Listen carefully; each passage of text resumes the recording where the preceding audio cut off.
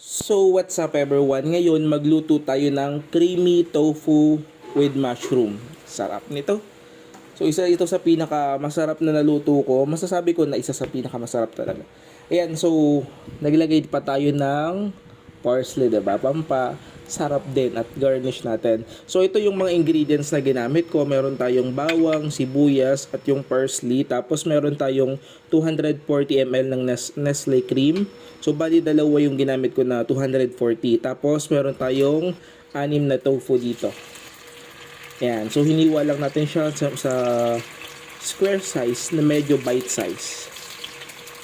Ayan. Tapos prituhin lang natin to hanggang medyo mag-golden brown. So ito yung matagal yung paghahani natin. So maganda to kasi yung tofu, 'di ba, healthy 'yon. Tapos yung mushroom healthy din. So kaya siguro mapapadalas ako magluluto nito kasi masarap.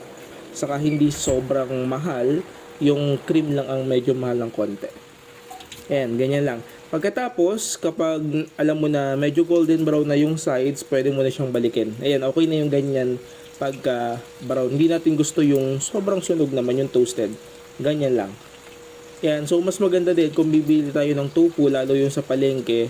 Siguro isang araw lang, tapos lutuin mo na. Or kung pwede, lutuin mo na siya agad para minsan kasi umaasim eh. So mas maganda, lutuin mo na din.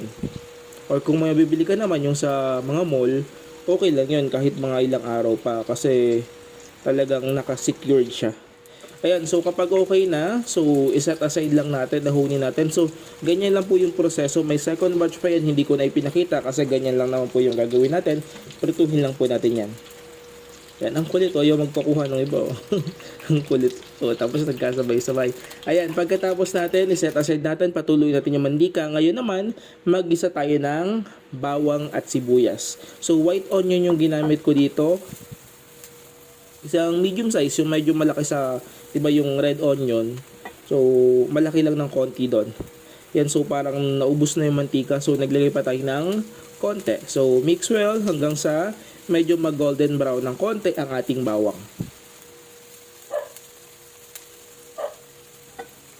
Ayan, so pagka ganyan na, so nakikita natin medyo golden brown na talaga at luto na rin yung ating sibuyas. Ilalagay na natin yung dalawang latang mushroom. So, ito yung medyo maliit lang na mushroom. Ayan, pero marami-rami na siya, oh. Ayan, so wala tayong nakita ka na eh. So, yung nasa lata lang ang ginamit natin. Pero okay na rin yan. Ayan, so tapos gisahin lang natin to. Konti lang naman. Tapos naglagay tayo ng mga 1 to 2 teaspoon ng paminta. So, depende po yan sa gusto sa dami ng gusto mo. Ayan, tapos mix well lang uli. Ayan, tapos pinakulo ko to ng isa. Ayan, pagkatapos po niyan, kumulo, haluin mo lang uli. At maglalagay pa po tayo dito ng 1 teaspoon ng salt. Tapos haluin mo lang uli. So, yun lang po yung pampalasa na ginamit ko. At tingnan po natin kung meron pa ko ilalagay mamaya iba pa.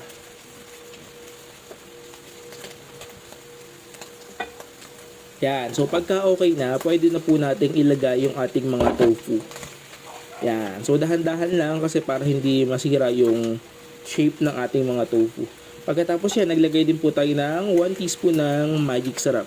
Tapos, nilagay na po natin yung ating Nestle cream. Yan. So, hindi kaya yung isa, parang konti. So, nilagay ko yung dalawa na. Yan. At saktong-sakto lang talaga. Yan. Tapos, haluin lang natin. So, ito, saglit na lang to. Isang kulo na lang ginawa ko dito. Tapos, goods na yon. Naglagay na ako ng garnish na parsley.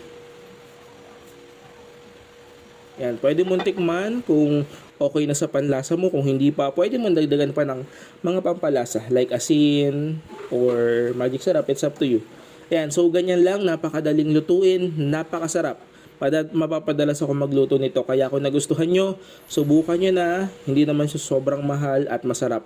So, huwag niyong kalimutang mag-like, mag-share, mag-follow sa aking Facebook and YouTube channel. Maraming salamat and God bless you all. Bye-bye!